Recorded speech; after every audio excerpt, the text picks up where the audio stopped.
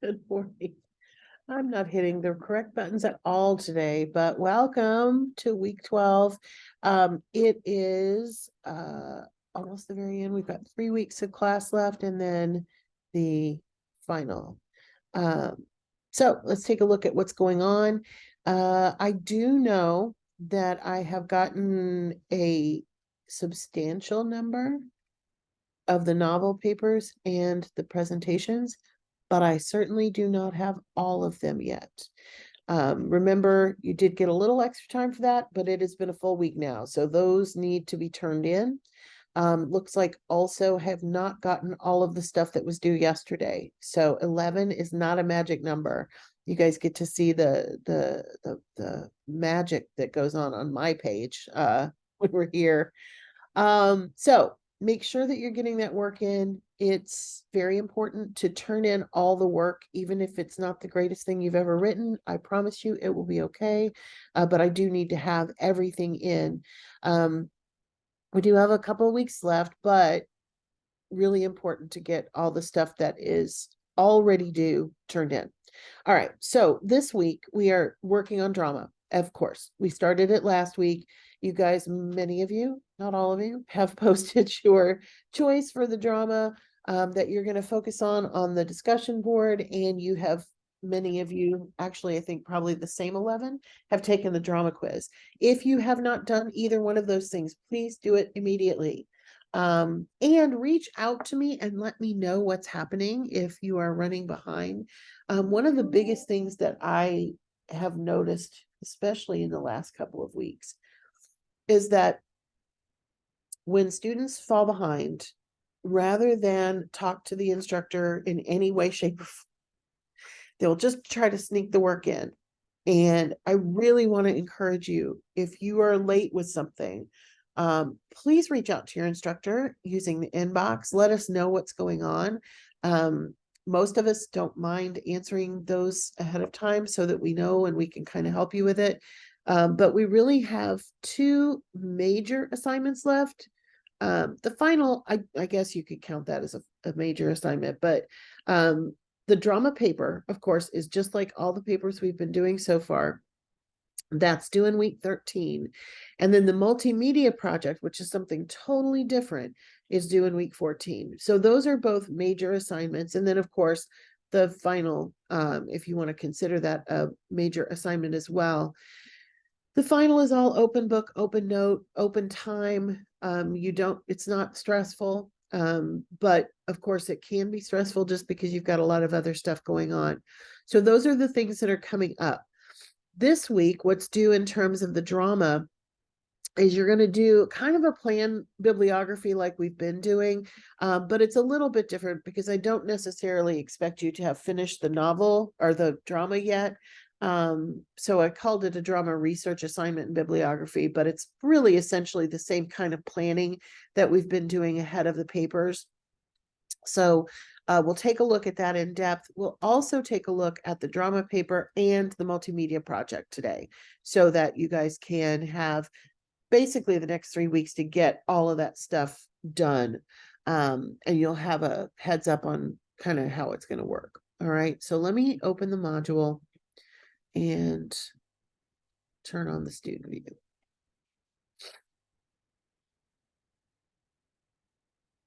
All right, so we're finished with week 11, although some of you have not done these. Make sure that you do these. Do not skip over them. And then in week 12, of course, as usual, we have our overview. You're reading your dramas right now, hopefully. If you are also going to watch a version of it, that's awesome. But remember, you need to read it. I cannot stress that enough, because when you write about a drama, you're going to need quotations and you're going to need page numbers and you're going to need all the things that we've been using when writing about literature. So please make sure that you finish reading it this week. And then, of course, if you do have something that you want to look at as far as video, that's awesome. In terms of this week's learning materials, excuse me, we have a link back to the LibGuide and the dramas. And of course, don't forget that there are accompanying materials in our course LibGuide. So when you go to create your bibliography for this week, you can use those, and I encourage you to use those. You also have some videos this week on how to analyze a play, how to develop a thesis statement for a drama analysis. What are the elements of drama and theater? Mostly, we're talking about the same kind of things that we talk about back in the fiction stuff that we've done. Plot, character, setting, all those things are still relevant. So for this week's assignment, you're going to be working on it's a working thesis and outline with some of the quotes you're planning to use and that initial bibliography with the play and accompanying research. A lot of you are still forgetting the actual literature on your works cited, and I don't know why, but I'll stress it again right now.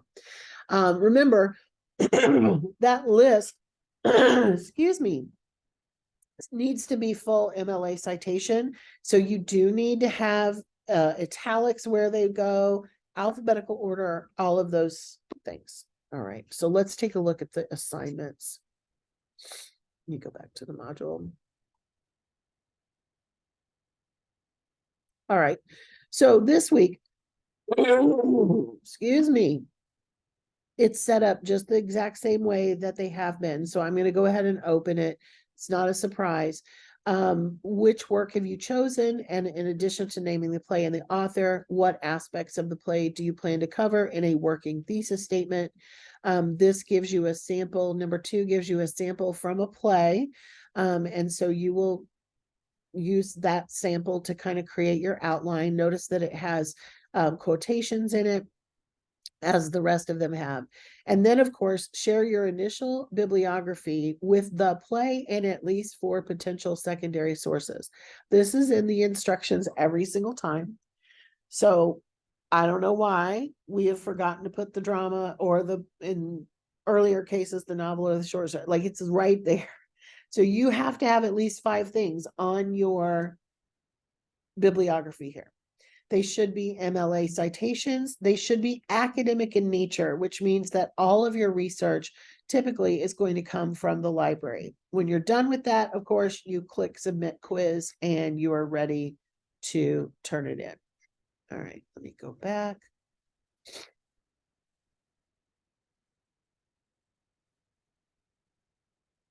And I want to go over the next couple of assignments. So the next assignment is the drama paper itself. This should look very similar to the assignment sheets that we've had before, except for now, of course, you're writing about a play and not a novel or a short story or a poem. You will use MLA format, of course, and documentation of all the sources. You need a detailed analysis, oh man, of the play. I'm going to change that. I'm going to change it right in front of you, because it drives me crazy when I don't update things. Play. There we go.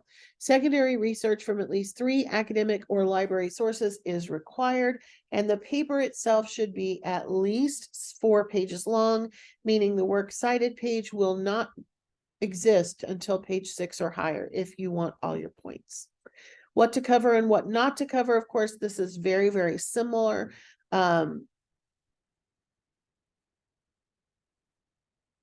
Author biography can be used in the intro or the conclusion, but please do not make that the focus of the paper. Drama includes the same as fiction. That's why that said fiction. So it's going to have the same aspects at the beginning. Plot. Remember, do not summarize the plot. You always want to assume that the person reading your paper has also read the play in this particular case. Setting, character, symbolism, and theme, of course, are all potential possibilities. You also have some additional things that come with drama. In the biggest one is, what kind of drama is it? Is this a comedy, a tragedy, or a history? I will tell you, we only have one comedy. All the rest of them are tragedies. So happy spring. Language and dialect. Shakespeare drives people crazy because everybody talks about Old English. Shakespeare is not written in Old English. Shakespeare is written in modern English. It's just that we don't use those words anymore. So You can definitely take a look at that. Spectacle refers to the visual elements of a play, so things like sets, costumes, special effects, etc. Now, in some of the cases, the author doesn't really say anything about that, so you can't really talk about it if it's not in the stage directions, but some of them will have that sort of information, especially more modern plays. And then finally, under drama, I included the era and the history, because different eras of drama would have been produced in different locations, what sort of theater. Shakespeare, of course, had a completely different type of theater than we experience now. So that is definitely, the context is definitely something you could talk about. And then, of course, we can apply one of those lenses that we've been talking about. Psychological criticism is huge in Shakespeare because his characters are all a little cuckoo. So you can definitely take a look at that kind of stuff as you go through. I will say for some of the more modern plays, sociological lens is very helpful because it is about society and how we act and all of those wonderful things. All right, so let me save this because I did change it. All right, so last thing I want to talk to you about is the multimedia project. We haven't discussed it a lot yet, but it is coming up. And it is something that is totally different from the things that we've done before. So I definitely want to do a little focus on that for you to get you ready for it. So let's take a look at the multimedia project assignment sheet, and I'll talk about it a little bit. I know that in week 14's learning materials, there is a whole set of information to help you with the multimedia project. So let's take a look at that. The final formal assignment in LIT2000 is going to showcase the class's newfound knowledge and creativity. Each learner will create a multimedia project showcasing what they've learned about literature this semester and sharing which works of literature they have specifically enjoyed. So think of it as kind of a chance to just share your thoughts. All learners will create one or more of the following projects, and you can set this up however you want. You could do a newsletter, you could do an infographic. You've seen some of those in my announcements. I'll show you one before we depart. You could do a video if you want, and you can certainly make a video very much like I do, simple, in Zoom. If you want to record yourself in Zoom, that is a quick and easy way to do it. You can also, of course, create a video in within PowerPoint. A lot of you did that for your video assignment for the novel presentation. You could do a blog post that has still images in it. You could curate your own Pinterest board. I'm a huge psycho fan of Pinterest. My Pinterest is very weird, but it's fun. You can even set up your own website if you'd like. Now, I had to do that for a class. It was very stressful, but some of you are into that, so you absolutely can do it. You could use your social media if you wanted to present it on your Instagram or something along those lines, as long as it's visible and we can see it. So what do you want to include? There's so many potential ways to share your thoughts. So I know it's hard to be super specific, but whatever you do should showcase connections with at least 3 specific works of literature from the class. You can also include works of literature that we did not look at, but that have had an impact on you. The connections should be stated. So perhaps, like, say you're writing an introduction on the discussion before you share your multimedia to let us know which works influenced you. You should do a works cited list for all the sources that you used. And then you're going to share whatever you've done on the discussion board so that your classmates and I can see them. If you have web-based things or have put your video on YouTube, of course, you can just share the link. For any documents, you should download them to your computer and use the tools within Canvas to upload them. I would, if you do like a newsletter, I would save that in PDF format so that the formatting doesn't get messed up. Infographics can be saved in JPEG or PNG, and instructions on how to accomplish those things will be included in the module. So let's say you have 5 works of literature you want to include. You could do one complex project, or you could make 5 smaller things. This will allow you to focus on just one work per piece if you'd like, with the total showcasing the project as a whole. So some of my inspirations would be, one of my favorite poems ever is Leda and the Swan by William Butler Yeats. The Greek myth of Leda and the Swan has been interpreted often in the visual arts, so I could make a slideshow of works of art based on Yeats's poem, and I've actually done that before. For a slideshow, I would use something like PowerPoint. With O'Connor's A Good Man Is Hard to Find, I could make a diorama of the scene at the end and make a short film showing it. I don't do a lot of dioramas, but I remember as a child loving them. Especially, I remember doing a bunch of them around Easter. I think it was we always did like church crafts. So an actual little box that shows the scene would be fun. There will be film adaptations for many, if not all of the plays. So you could include some clips, right? Include in your own video some clips of the videos. With Canva, I would use Canva to make a newsletter based on the works of literature that interested me. You can even set it up like it's a small town newspaper sort of thing. Canva also offers the ability to make infographics, which is what I use to make infographics. And so you could do a visual summary of a complex plot, like Faulkner's A Rose for Emily. You're welcome to do original artwork if you are crafty and artsy. And other people's art could be also included, but of course, if it's other people's art, you need to give the author credit. There are some tools that you can use. I mentioned Canva, Powtoon, and iMovie, and Flixier all allow you to make videos. YouTube, of course, are familiar with. Prezi and PowerPoint, Google Slides all make slideshows. Wix, WordPress, and Weebly will allow you to create websites. And of course, I mentioned Pinterest earlier. So I know this one's a little bit wide open, but you have to have at least 3. You could have as many as you want if there are other works of literature you want to bring in. But if it helps you to kind of narrow it down, one poem that you liked, one short story that you liked, and either the novel or the play, whichever one you liked better, could be your 3 works. I want to go to the announcements because I want to show you what I mean by an infographic. I don't know. Did I not share any infographics with you? That seems crazy. All right. Well, then I will show you Canva really quickly. Canva is really good for all kinds of potential things. Now, I have a paid account because I use it professionally. But you can do a lot of things with a free account. You can create documents, whiteboards, presentations, videos, etc. Infographic, and the easiest way to get there is just to type in infographic. An infographic is this, right? So this is something that you would then save as a JPEG or a PNG, and you would upload it to your discussion board. You don't have to have an infographic that's tall.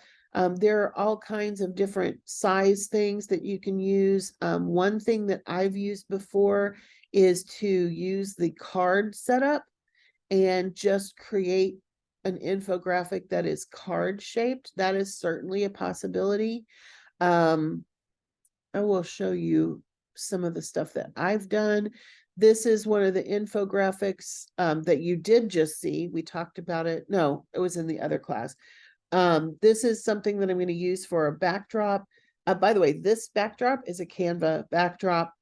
Let's see, where's something. This is something that I can show you that would not be the shape of an infographic, but is an infographic. What is the typical week in the life of an online student? This is something that I created using Canva. So there's a lot of cool things that you can do in Canva, including newsletters. Let's go back and search. I think newsletter is one of the templates. Yeah. So newsletter, here's a template for a newsletter. Here's one that would be really cool because you've got three spots, and you could use each of these for a new work of literature.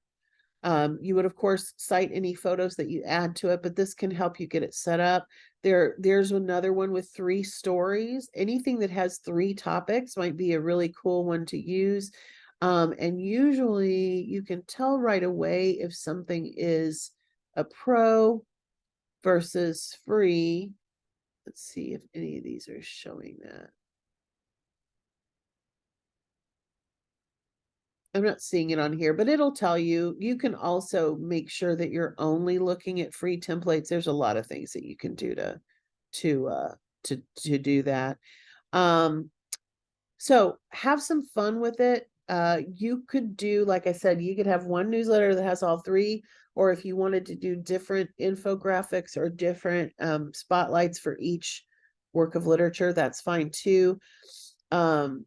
With videos and visuals, I would try to embed them in the space. So I would love if you have questions about this particular assignment, if you would go ahead and post those on the Ask the Instructor or the Q&A discussion board, and I will answer those next week in the video, because it's hard to answer questions that I don't know you have yet. So if you've got questions, feel free to throw those in. I don't want to wait until week 14. So we do have a couple weeks in between, but it's probably a good idea to try to get those answered as quickly as possible. All right, that's it for today. I hope everyone has a great week 12, a great Monday, and I will be back with you next Monday, but please feel free to reach out in the meantime. Everybody take care. Oh, and don't forget to turn that stuff in.